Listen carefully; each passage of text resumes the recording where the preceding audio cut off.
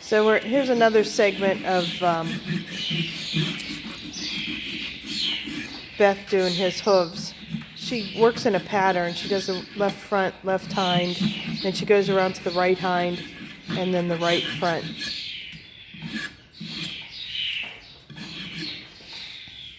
And the whinnying you hear in the background, that's Mixie. She's in love with Stanley.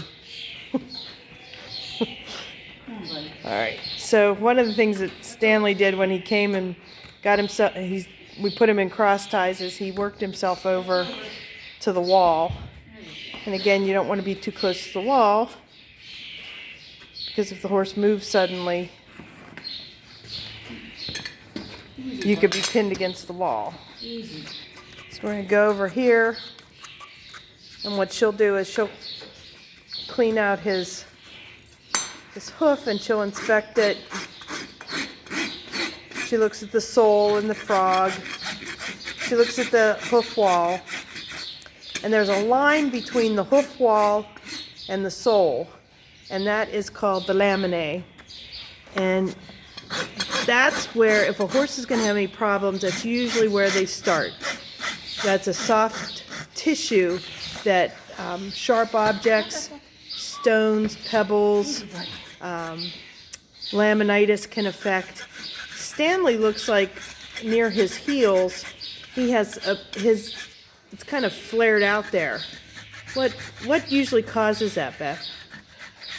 Flare is normally caused by genetics. It's physically how the horse is designed. Or neglect. A horse, well, if he goes a long period of time and doesn't have his feet taken care of, if their feet don't break off, they'll flare. Gotcha.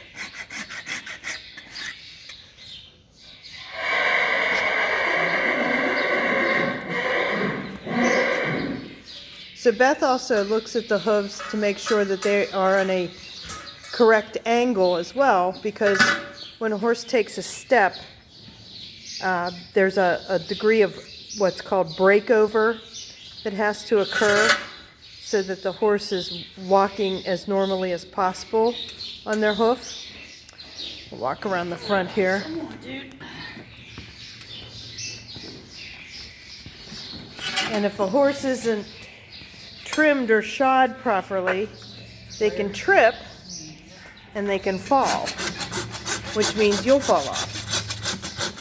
So Stanley's hooves will need several more opportunities with Beth's good care before we start to see some significant improvements.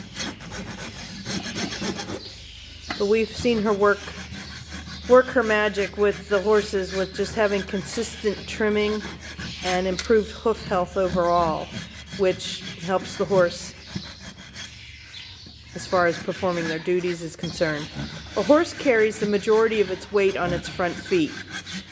So it's even though it's important that all of the hooves are trimmed properly, if you ever see a horse that is partially shod, they're always shod on the front feet.